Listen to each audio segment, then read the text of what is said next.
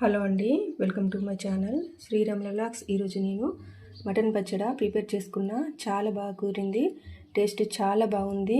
ఈ పచ్చడి రైస్లోకి చాలా బాగుంటుంది. ఎంతో టేస్టీగా ఉండే ఈ పచ్చడిని నా స్టైల్లో ఈజీగా, టేస్టీగా, సింపుల్గా ఎలా చేసుకోవచ్చో నా రెసిపీని చూసి మీరందరూ తప్పకుండా ట్రై చేయండి. నాకైతే చాలా పర్ఫెక్ట్గా కుదిరింది. ఈ రెసిపీని మీరందరూ ట్రై చేయండి. మటన్ పచ్చడి ప్రిపేర్ చేసుకోవడానికి ముందుగా ఈ మటన్ను వాటర్లో 3-2 టైమ్స్ శుభ్రపరచుకోవాలి. వాటర్ లేకుండా వడకట్టుకొని కుక్కర్ బౌల్లోకి తీసుకోవాలి. ఈ మటన్ని కుక్కర్ బౌల్లో వేసుకుంటున్నా. ఈ మటన్లో 1 స్పూన్ సాల్ట్ వేసుకుంటున్నా. 1/2 టీ స్పూన్ పసుపు వేసుకోవాలి. 1 స్పూన్ అల్లం వెల్లుల్లి పేస్ట్ వేసుకొని, మనం వేసుకున్న అల్లం వెల్లుల్లి పేస్ట్, ఉప్పు, అదేవిధంగా పసుపు ఈ మటన్ ముక్కలకు బాగా పట్టే విధంగా కలుపుకోవాలి. ఈ మటన్లో 1 కప్పు వాటర్ వేసుకొని కుక్కర్ బౌల్ పై మూత పెట్టి ఉడికించుకోవాలి.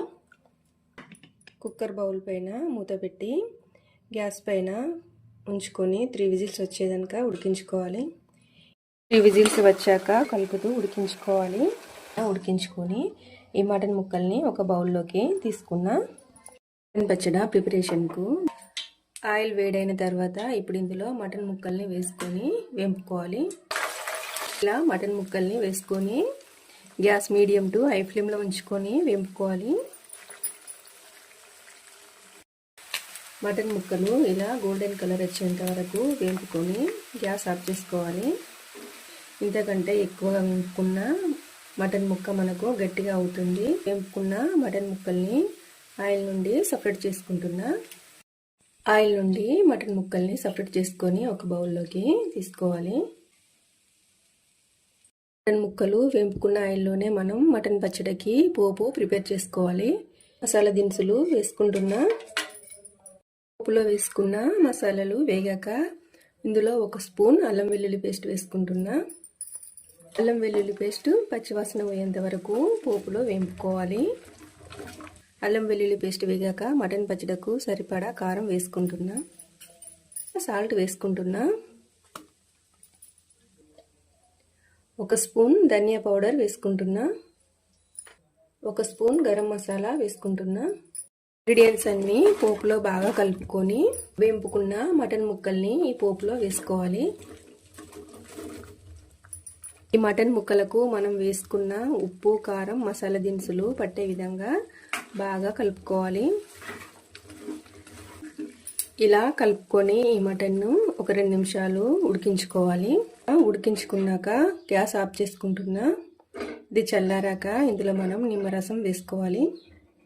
మటన్ పచ్చడి చల్లారింది. ఇందులో నిమ్మరసం వేసుకుంటున్నా. ఒక 2 నిమ్మకాయల రసాన్ని తీసి మటన్ పచ్చడిలో వేసుకుంటున్నా. ఈ నిమ్మరసం మటన్ పచ్చడిలో వేసుకొని మటన్ ముక్కలకు పట్టే విధంగా బాగా కలుపుకోవాలి. అంతే అండి, ఎంతో టేస్టీగా ఉండే మటన్ పచ్చడి రెడీ అయింది. ఈ పచ్చడిను సర్వ్ చేసుకోవడానికి సర్వింగ్ బౌల్లోకి తీసుకుందాం.